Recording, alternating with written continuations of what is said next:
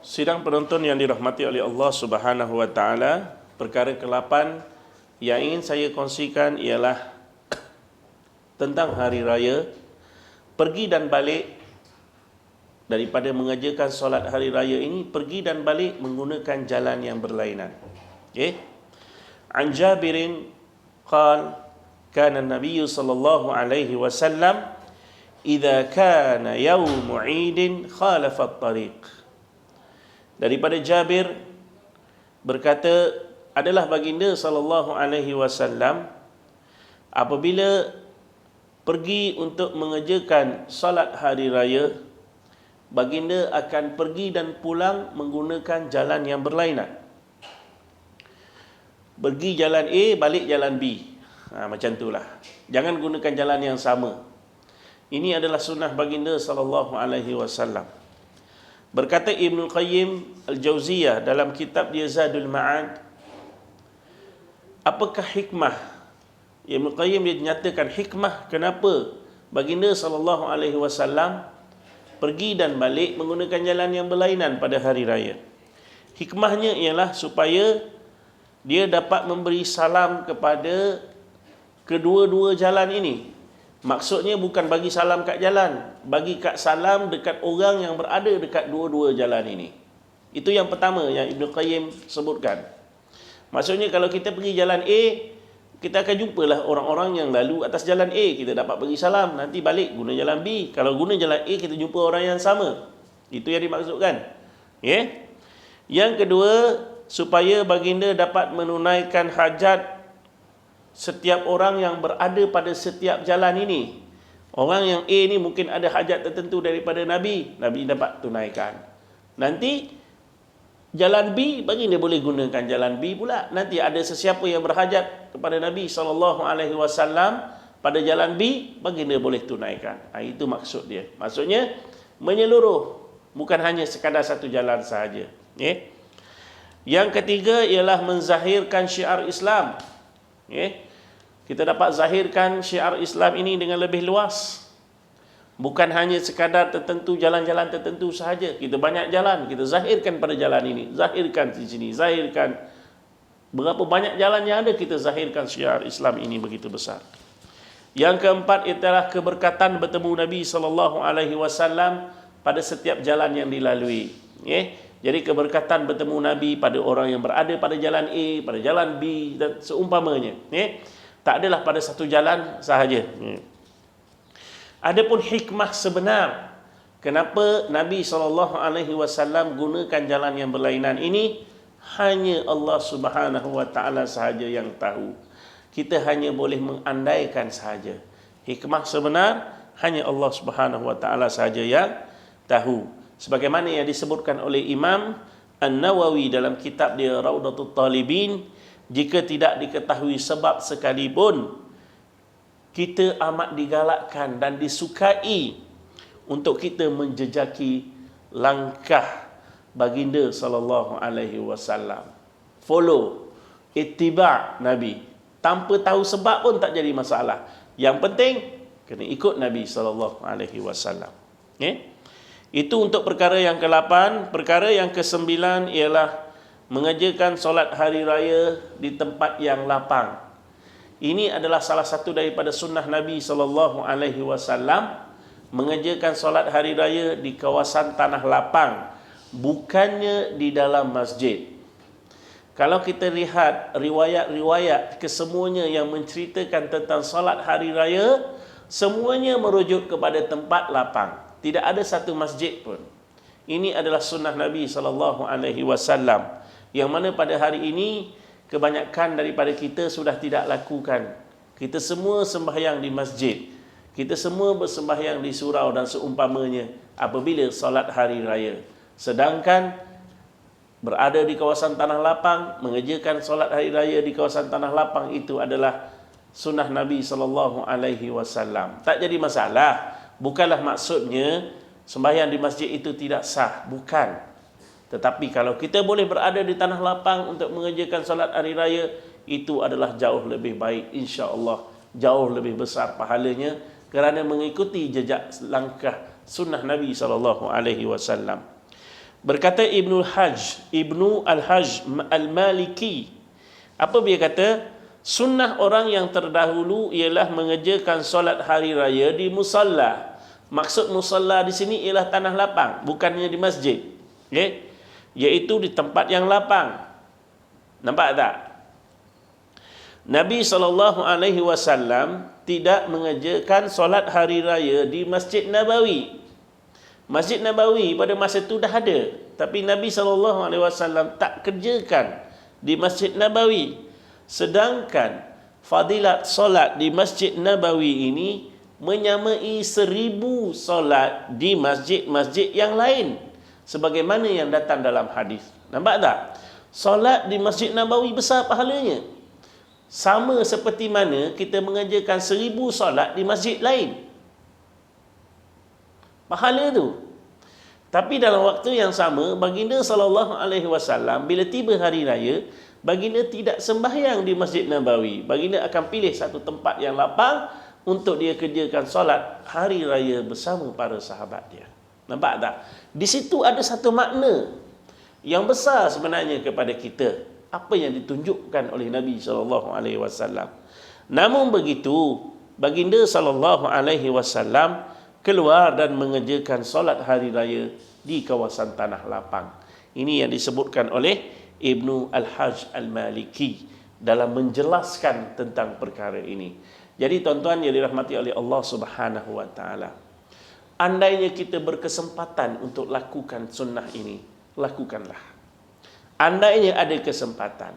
Jika tiada kesempatan, tak jadi masalah. Kita solatlah hari raya bersama jamaah muslimin.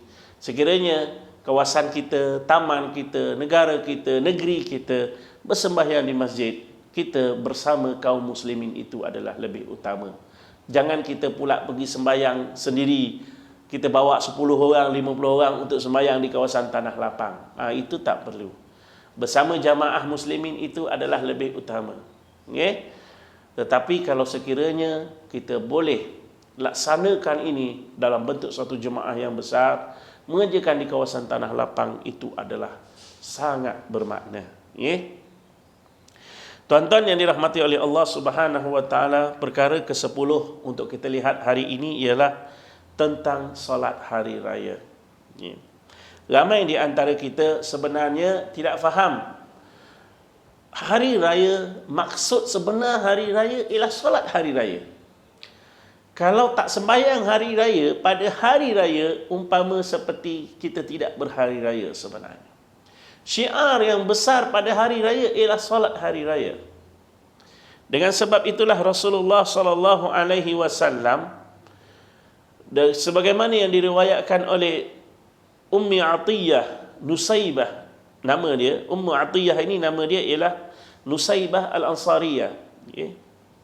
Qalat, berkata, amarana, Nabi SAW perintahkan kita, okay, an nukhrija fil idaini al-awatiq, untuk kami keluarkan anak-anak perempuan kami yang baru lahir, anak-anak perempuan kami yang baru sampai umur ni, yang baru baligh ini, kami keluarkan daripada rumah. Pergi ke mana? Pergi ke musalla untuk menyaksikan kaum muslimin berhari raya, mengerjakan salat hari raya bersama jamaah kaum muslimin. Rasulullah SAW perintahkan kita. Ini Ummu Atiyah sebutkan, Rasulullah perintahkan kita keluarkan anak-anak perempuan kita yang baru sahaja sampai umur ini untuk pergi ke musalla. Wadhawatil khudur, dan bukan itu saja, anak-anak dara kami pun Rasulullah SAW perintahkan, keluarkan mereka, bawakan mereka pergi sekali untuk menyaksikan solat hari raya, solat bersama kaum muslimin. Bukan itu saja, wa amaral huyyab, baginda SAW perintahkan juga wanita-wanita yang datang haid pun pergi juga ke musalla, tetapi mereka tidak berada di dalam saf untuk mengerjakan solat. Mereka berdiri ataupun berada jauh sedikit daripada tempat dalam saf untuk mengerjakan sembahyang itu. Hadis ini adalah hadis yang sahih yang diriwayatkan oleh Abu Daud. Nampak tak tuan-tuan? Perintah Nabi SAW. Sehingga Rasulullah SAW perintahkan mana-mana anak perempuan yang baru haid, baru balik, perintah pergi keluar. Anak dara pun pergi keluar. Wanita yang haid pun pergi keluar. Pergi keluar ke mana? Pergi keluar ke musalla untuk menyaksikan syiar Islam yang sungguh besar ini, iaitu hari raya. Okey. Dalam riwayat yang lain bertanya Ummu Atiyah kepada Rasulullah, "Ara'aita ihdahunna la yakunu laha jilbab?" Wahai Rasulullah, kamu perintahkan kami semua keluar. Anak dara yang baru balik ke, yang datang haid, kamu keluar untuk pergi berhari raya. Pergi solat hari raya. Ada di antara kami yang tak ada jilbab. Tahu jilbab Jilbab ini ialah kalau kita dah pakai tudung, kemudian ada satu kain lagi yang menutupi bahagian atas ni, yang menutup semua hampir badan ni. Macam kita lihat perempuan-perempuan Arab selalu pakai jilbab tu kan. Ada di antara kami yang tidak ada jilbab. Macam mana nak keluar? Rasulullah kata apa? Fatul bisuha ukhtuha min jilbabiha. Maka hendaklah kalau ada saudaranya, rakan-rakannya yang ada jilbab lebih, bagi dekat dia pakai. Supaya apa? Supaya dia boleh keluar sekali. Nampak tak tuan-tuan? Begitu besar sekali syiar yang ditunjukkan oleh baginda sallallahu alaihi wasallam. Sampai macam tu sekali, menunjukkan perkara ini bukan perkara main-main, bukan perkara kecil, malah ianya merupakan satu perkara yang besar dan satu syiar yang sungguh agung. Setahun sekali, sampai begitu sekali inayah, prihatinnya baginda sallallahu alaihi wasallam terhadap para sahabatnya. Okey. Dalam sebuah hadis yang lain, sebuah riwayat yang lain menyebutkan bahawa fayukabbirna bi takbirihin. Kenapa mereka harus keluar? Supaya mereka dapat bertakbir sama seperti mana takbir orang-orang Islam. Nampak tak? Selain daripada mengerjakan solat, mereka boleh bertakbir bersama orang-orang Islam. Wa yad'una bi du'aihim, dan mereka dapat berdoa bersama-sama dengan orang Islam. Yarjuna barakata dzalikal yawm, yarjuna barakata dzalikal yawm wa tahratahu. Supaya apa? Kita mengharapkan mereka ini juga akan mendapat keberkatan hari yang sungguh agung ini, hari raya, dan juga kesucian, kemurnian hari raya ini. Nampak tak tuan-tuan yang dirahmati oleh Allah Subhanahu wa taala?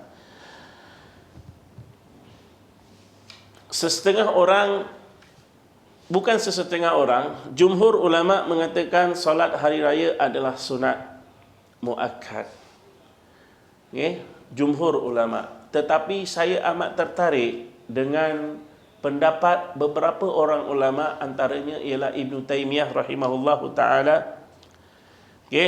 Begitu juga salah satu daripada pendapat Imam Syafi'i, salah satu daripada pendapat Imam Ahmad dan juga Abu Hanifah, mengatakan hukum solat hari raya ini adalah wajib ain, wajib ke atas setiap individu, bukannya sunat muakkad, atas hujah-hujah yang sungguh besar.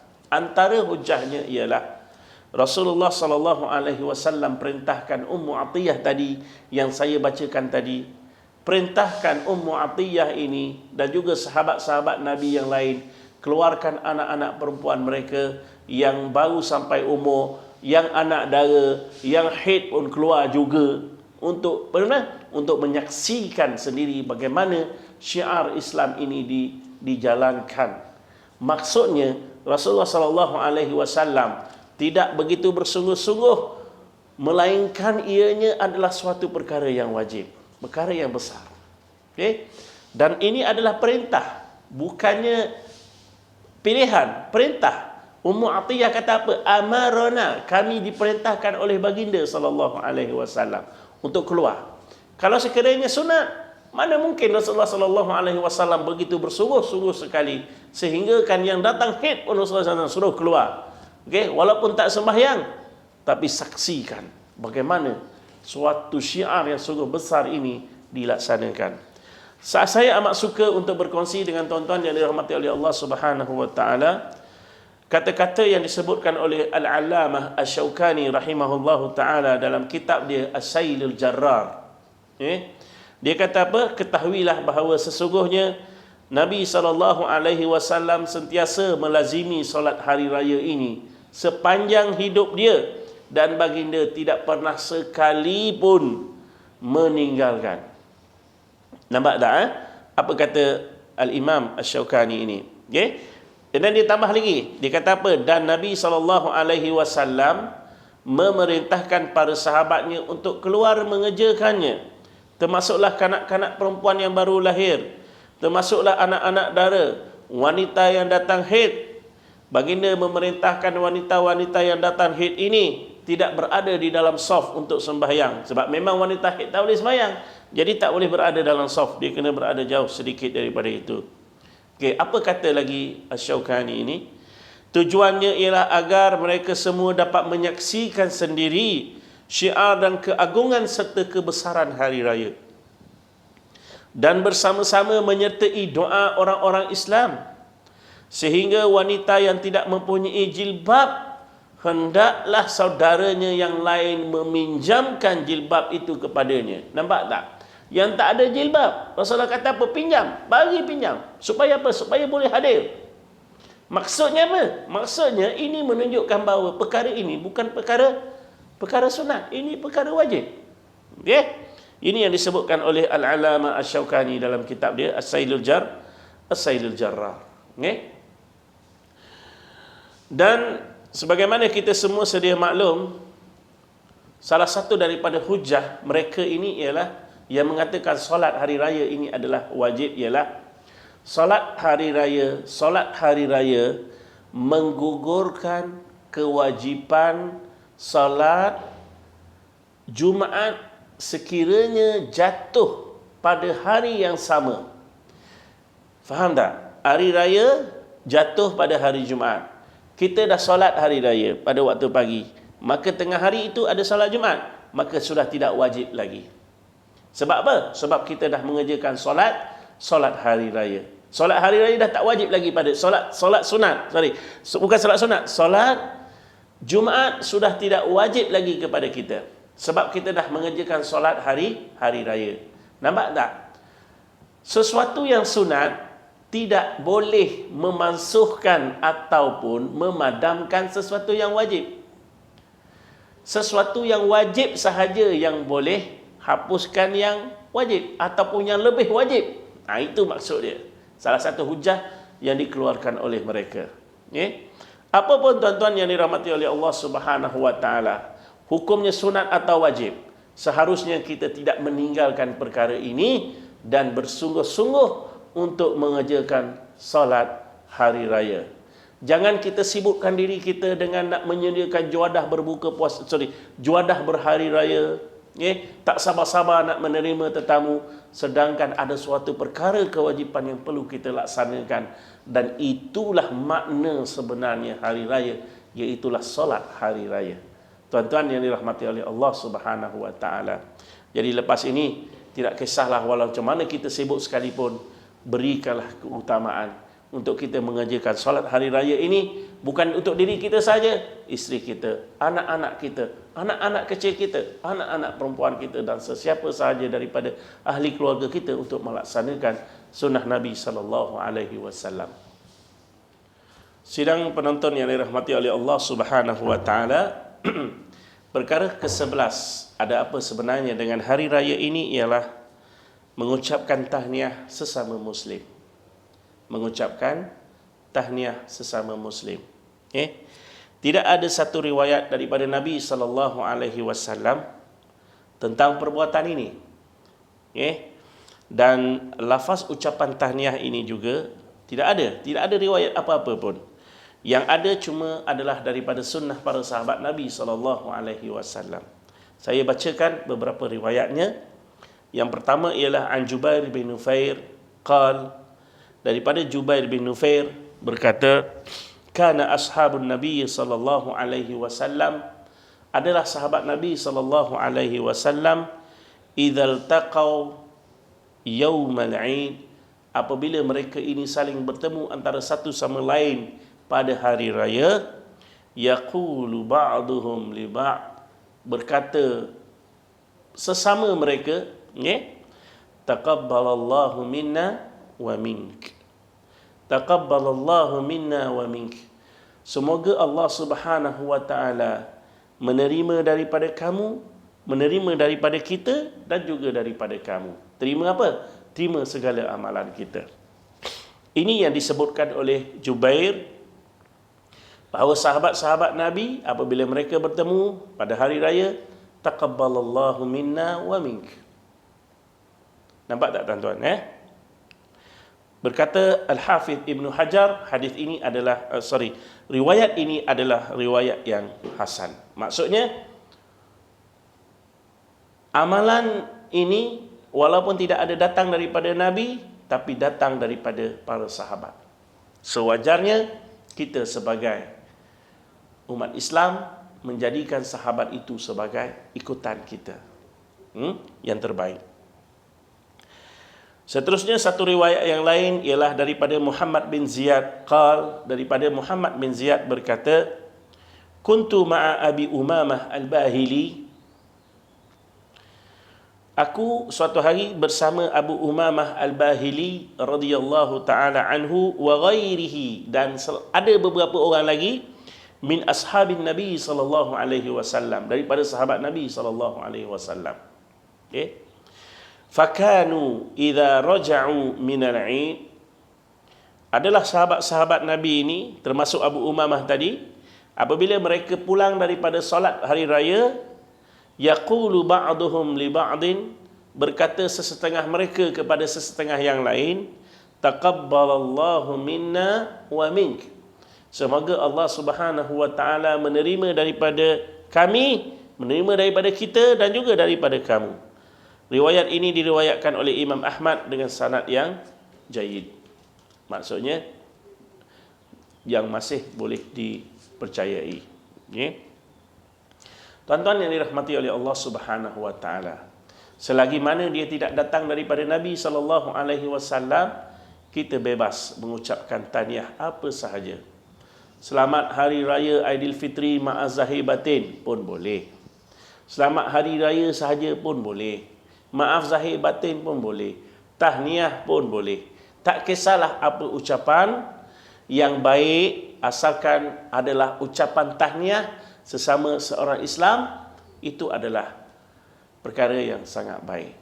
Kalau sekiranya kita boleh lakukan apa yang dilakukan oleh para sahabat Nabi, itu adalah jauh lebih baik. Maksudnya, sekiranya kita bertemu bersama sesama kita pada hari raya, ucaplah taqabbalallahu minna wa mink. Maksudnya apa? Semoga Allah Ta'ala terima di antara amalan kita dan juga amalan kamu. Taqabbalallahu minna wa mink. Nampak tak? Kalau nak ucap selamat hari raya, lepas tu pun boleh, tak jadi masalah. Tiada menjadi masalah, asalkan ucapan tahniah ini tidak mengandungi unsur-unsur yang salah, unsur-unsur yang menyalahi menyalahi syariat Allah Subhanahu wa taala. Asalkan ucapan itu baik, lakukan. Kalau kita boleh iqtida, boleh mencontohi para sahabat Nabi, itu adalah jauh lebih indahlah. Yang ketiga ialah saling ziarah menziarahi pada hari raya. Tuan-tuan yang dirahmati oleh Allah Subhanahu wa taala, tiada dalil yang khusus yang menceritakan tentang fadilat atau suruhan atau saranan agar kita saling ziarah menziarahi antara satu sama lain pada hari raya. Tak ada ya tuan-tuan. Pada hari raya. Ini maksudnya kita cerita hari raya. Tak ada satu dalil daripada Nabi yang kata okey, bila tiba hari raya kena ziarah. Tak ada. Yang ada hanyalah dalil umum ataupun nas umum yang menyebutkan fadilat menziarahi rakan taulan, saudara mara, jiran tetangga pada bila-bila masa. Tak semestinya hari raya. Yang menjadi kesilapan kita hari ini, masyarakat kita hari ini, ialah hari raya baru nampak muka, hari raya baru nak datang ziarah. Okey? Sedangkan ziarah ini dituntut bila-bila masa, tak perlu tunggu hari raya. Apatah lagi kalau kita dengar ada di antara rakan-rakan kita, orang kampung kita atau sanak saudara kita yang ditimpa kesusahan, sakit dan sebagainya, itu lagilah dituntut untuk datang ziarah. Kalau tak ada ziarah kerana Allah Subhanahu Wa Taala, kita akan dapat pahala.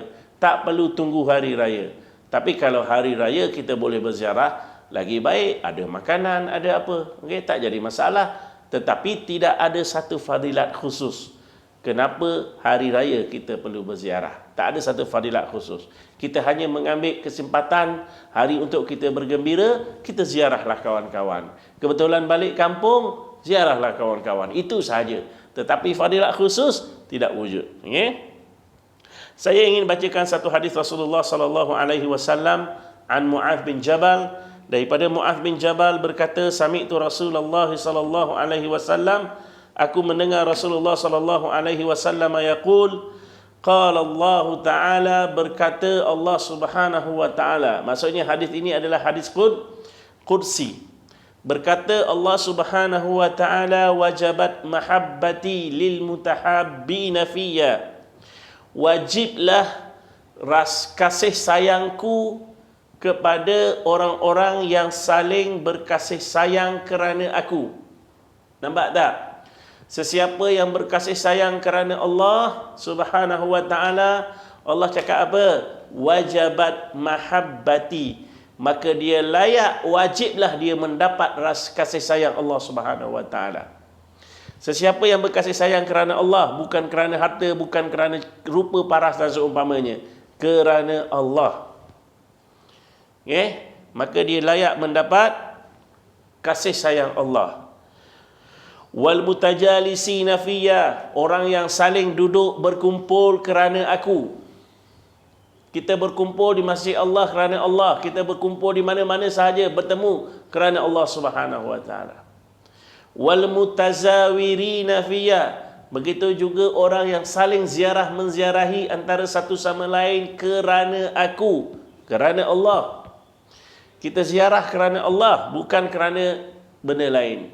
Sayangnya orang hari ini ada niat-niat tertentu apabila menziarahi orang lain. Niat politik ada, niat harta benda ada, niat nak dapat projek ada, ini tak dapat. Niat ziarah kerana Allah. Wal mutabadzilina fiyya, dan orang yang saling merendah diri antara satu sama lain kerana aku. Maka orang-orang ini layak, Allah Ta'ala kata apa? Wajabat mahabbati. Layak mereka ini, wajiblah mendapat mereka ini kasih sayang Allah Subhanahu wa taala. Yang kita nak sebut tadi ialah wal mutazawirina fiyya, orang yang saling ziarah menziarahi kerana Allah Subhanahu wa taala, mereka ini layak mendapat kasih sayang Allah. Hadis ini diriwayatkan oleh Imam Malik. Hadis ini adalah hadis yang sahih. Satu lagi hadis yang diriwayatkan oleh Abu Hurairah daripada Nabi sallallahu alaihi wasallam, berkata, zara rajulun akhallahu fi qaryah.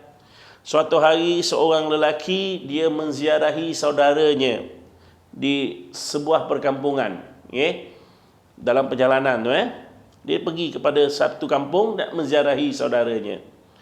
Fa arsalallahu malakan ala madrajatih.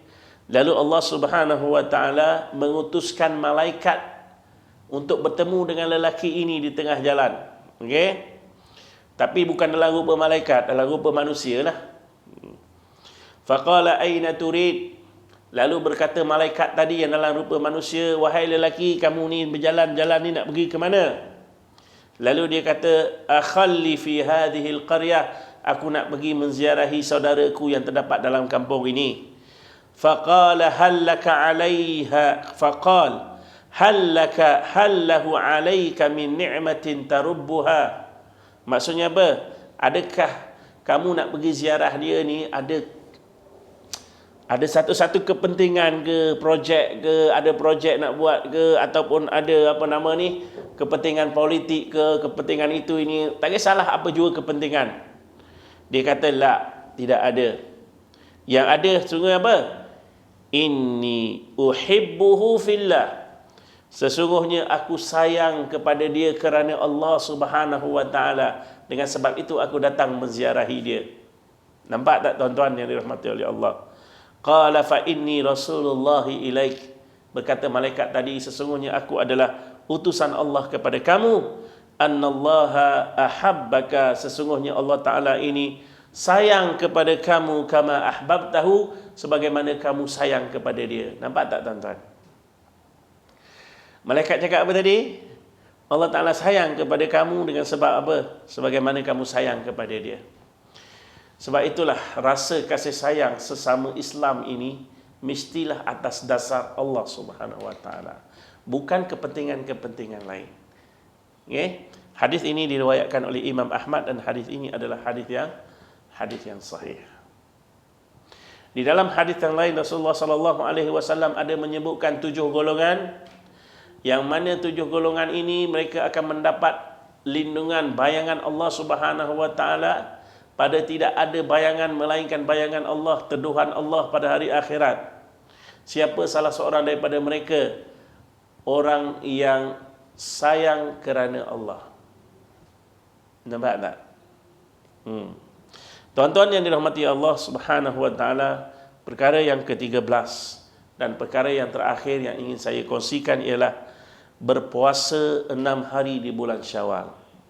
Ni An Abi Ayyub Al-Ansari, daripada Abu Ayyub Al-Ansari, annahu haddathahu, sesungguhnya telah berbicara kepadanya, anna Rasulullah sallallahu alaihi wasallam, sesungguhnya Rasulullah sallallahu alaihi wasallam memberitahu kepada Abu Ayyub Al-Ansari, qal, berkata baginda, man sama Ramadan, sesiapa yang berpuasa di bulan Ramadan, thumma atba'ahu sittan, kemudian dia mengikuti bulan Ramadan ini dengan 6 hari min Syawal, daripada bulan Syawal, kana qasiyamid dahri, maka pahala ganjaran yang dia akan dapat seperti mana dia berpuasa selama 1 tahun. Kita berpuasa 30 hari di bulan Ramadan, kita plus 6 hari di bulan Syawal. Rasulullah kata apa? Seolahnya kita berpuasa selama 1 tahun. Begitu besar sekali pahala yang Allah Ta'ala berikan, tuan-tuan yang dirahmati oleh Allah Subhanahu wa taala. Hadis ini diriwayatkan oleh Imam Muslim. Tuan-tuan yang dirahmati oleh Allah Subhanahu wa taala, berpuasa 6 hari di bulan Syawal ini boleh dibuat bila-bila masa sahaja, sama ada di awal, pertengahan ataupun akhir, asalkan pada bulan Syawal.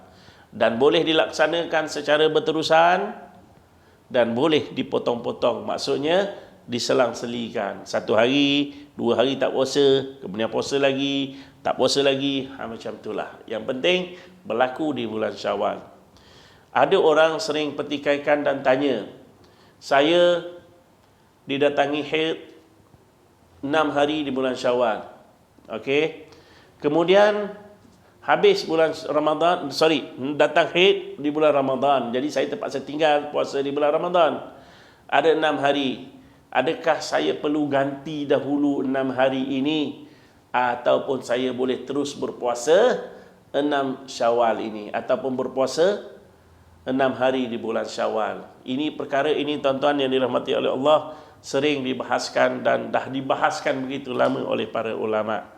Saya sebutkan di sini dia punya khulasah ataupun dia punya kesimpulan sahaja. Okey. Hukum berpuasa 6 Syawal terlebih dahulu, sedangkan ada orang ada puasa yang ditinggalkan dengan sebab haid, musafir dan seumpamanya. Perkara ini terdapat khilaf di antara para ulama, membenarkan secara mutlak. Ini yang disebutkan oleh ulama-ulama Al-Hanafiyah. Ulama Hanafiyah membenarkan, maksudnya tak perlu ganti dahulu, puasa 6 hari dahulu pun boleh, tak jadi masalah. Kemudian baru nak ganti, gantilah.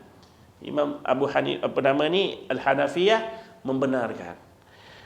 Pendapat yang kedua, iaitu pendapat Asy-Syafi'iyah dan juga Al-Malikiyah, kita benarkan, dia kata, tetapi dengan makruh. Nampak tak? Boleh nak puasa 6 hari di bulan Syawal tanpa ganti dulu, tapi hukumnya makruh. Kalau makruh, apa maknanya ya? Maksudnya lebih baik kita tinggalkan. Itu maksud dia. Okay. Dan ulama Al-Hanabilah pula menyebutkan bahawa tidak membenarkan. Mesti ganti dahulu sebab ganti itu adalah wajib.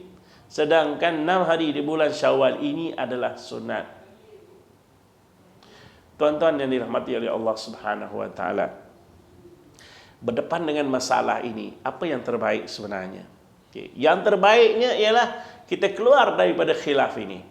Yang terbaiknya ialah kalau sekiranya kita mampu untuk ganti dahulu puasa-puasa yang telah kita tinggalkan, kemudian baru kita berpuasa 6 hari di bulan Syawal, maka itu adalah jalan paling baik. Kita keluar daripada khilaf ni. Kita keluar daripada selisih faham ni. Itu adalah jauh lebih baik. Sebab apa? Sebab puasa ganti itu merupakan tanggungan kita yang kita nak bawa di hadapan Allah. Hutang perlu dijelaskan dulu. Sepatutnya macam tu. Hutang ni kita kena jelaskan dulu sebelum kita nak bayar. Belanja benda-benda lain. Sebab kita tahu kalau kita mati dengan keadaan hutang ada, macam mana kita nak berdepan dengan Allah Subhanahu Wa Taala. Jadi itu saya katakan tadi, lebih baik kalau sekiranya kita bayar dulu hutang kita di hadapan Allah, kemudian baru kita berpuasa 6 hari di bulan Syawal. Jika tidak mampu, baru kita boleh puasa, contohnya tak sempat, okay, baru kita boleh berpuasa 6 hari dahulu di bulan Syawal dan bersegera selepas itu untuk ganti puasa-puasa yang kita hutang tadi. Jangan lengahkan. Okey, jangan lengahkan. Okey, tak kisahlah apa hukumnya, sama ada benarkan secara mutlak ke ataupun membenarkan berserta dengan makruh seperti mana yang disebutkan oleh ulama Asy-Syafi'iyah dan juga Al-Malikiyah, tak kisahlah apa cara pun. Sebab saya katakan tadi, cara yang paling baik ialah kalau kita boleh ganti dahulu, kita ganti dahulu, kemudian kita baru puasa 6 hari di bulan Syawal. Kalau sekiranya tak boleh, tak jadi masalah. Puasalah 6 hari di bulan Syawal, tetapi puasa yang ganti itu jangan kita lengah-lengahkan. Bersegera untuk kita bayar hutang yang kita berhutang di hadapan Allah Subhanahu wa taala. Jadi tuan-tuan yang dirahmati oleh Allah Subhanahu wa taala, itulah 13 perkara yang ingin saya kongsikan dengan tuan-tuan yang dirahmati oleh Allah tentang hari raya. Semoga raya pada tahun ini, walaupun kita berdepan dengan macam-macam halangan, macam-macam rintangan, biarlah hari raya kali ini kita berhari raya dengan penuh kegembiraan. Dalam waktu yang sama kita mendapat pahala kerana mengamalkan sunnah Nabi SAW. Itu maksudnya. Okay? Jadi tuan-tuan yang dirahmati oleh Allah Subhanahu wa taala, maka dengan ini tamatlah program indahnya Ramadan di Akademi Al-Mukarramah. Saya mewakili kesemua penyampai program indahnya Ramadan di Akademi Al-Mukarramah ini mengucapkan jutaan terima kasih kepada para hadirin, mengucapkan jutaan terima kasih juga kepada para penonton di luar sana. Kerana apa? Kerana sanggup bersama-sama kami untuk mendalami dan juga memahirkan diri dalam soal-soal agama ini, khususnya dalam ibadat puasa dan juga hari raya. Dan pihak kami juga memohon jutaan kemaafan andainya sepanjang berlangsungnya program indahnya Ramadan ini ada di antara kami yang terkasar bahasa dan mungkin juga ada di antara para penonton tersentuh ataupun terguris dengan kata-kata yang mungkin boleh menyebabkan seseorang itu merasa tidak selesa dengan apa yang telah kami sampaikan. Apa yang baik datangnya daripada Allah Subhanahu wa taala dan apa yang buruk itu datang daripada kami sendiri.